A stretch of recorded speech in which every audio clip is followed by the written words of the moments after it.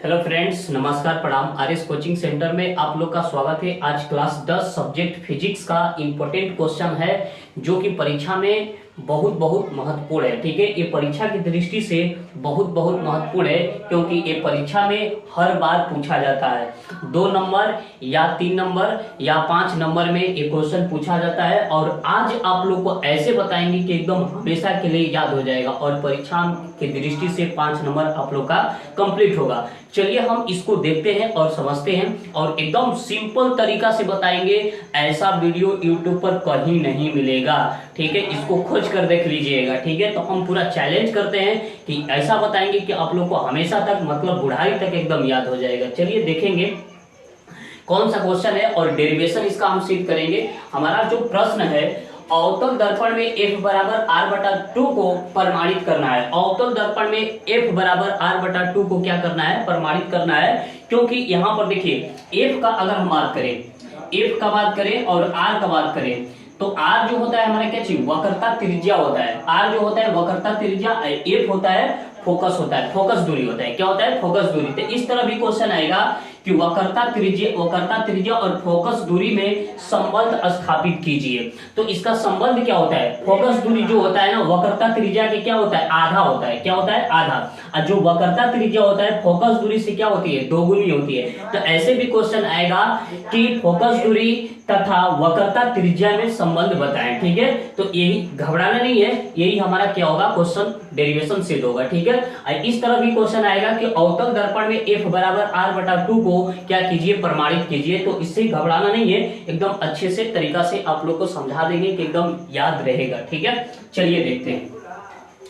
तो यहाँ पर देखिए क्या है, यहाँ पर हम डायग्राम पहले समझेंगे। डायग्राम क्या है? M डैश, जो हमारा M डैश जो होता है, जैसे कहने का मतलब कि M होता है, ये हो गया हमारा दर्पण हो गया।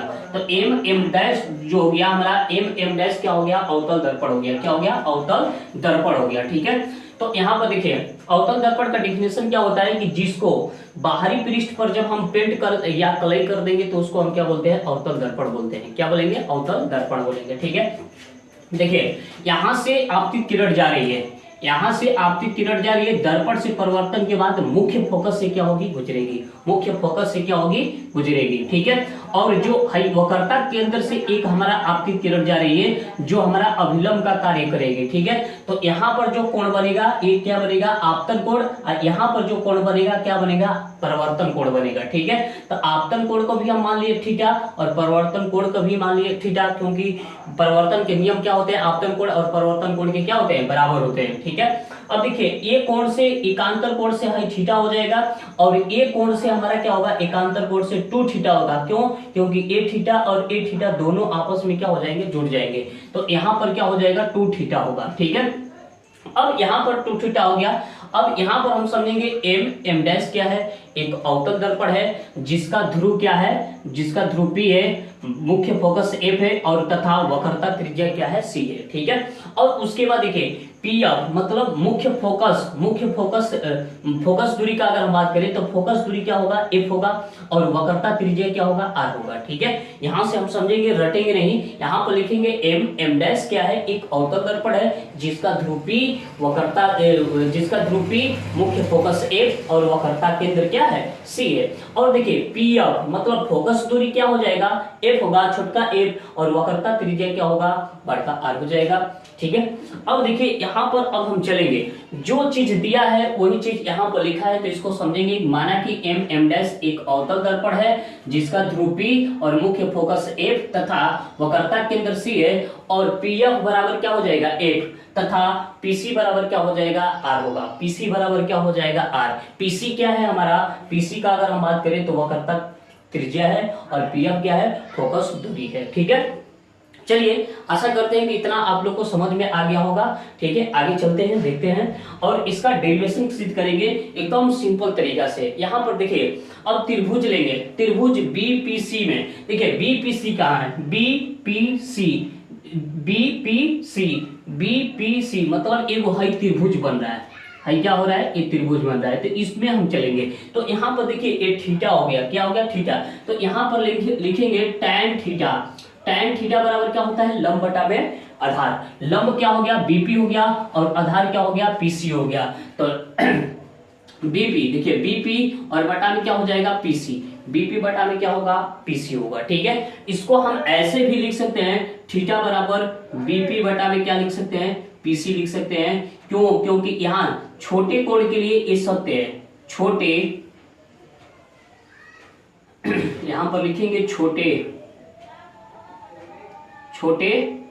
कोण के लिए, छोटे कोण के लिए। ठीक है, छोटे कोण के लिए हम ऐसे लिख सकते हैं। ठीक है, जब छोटा कोण होता है तो इसको हम tan थीटा लिखें या थीटा लिखें, ये दोनों हमारा क्या होगा, सेम होगा। इक्वेशन नंबर इसको हम मान लेते हैं पहला, मान लेते हैं इक्वेशन नंबर हो जाएगा हमारा पहला। और उसके बाद देखिए दूसरा का अगर हम बात करें तो अब चलेंगे त्रिभुज किस में, अब त्रिभुज चलेंगे त्रिभुज BPF में। BPF कहाँ है, तो देखिए BPF मतलब इस त्रिभुज में। तो देखिए इसका ए आधार हो गया, ये क्या हो गया, लंब हो गया, ये क्या हो गया, लंब हो गया। ठीक है, चलिए देखते हैं, ये क्या हो गया, हमारा लंब हो गया। देखिए अब त्रिभुज किस में चलेंगे, BPF में, BPF में। ठीक है, तो त्रिभुज BPF में चलेंगे तो यहाँ पर थीटा क्या है, थीटा की जगह पर 2 थीटा है, तो यहाँ पर लिखेंगे tan 2 थीटा।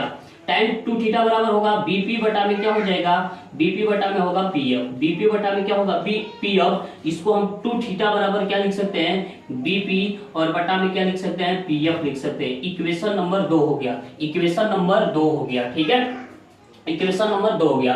अब देखिए यहाँ पर थीटा की जगह पर हम समीकरण 1 को रखेंगे, तो यहाँ पर लिखेंगे थीटा का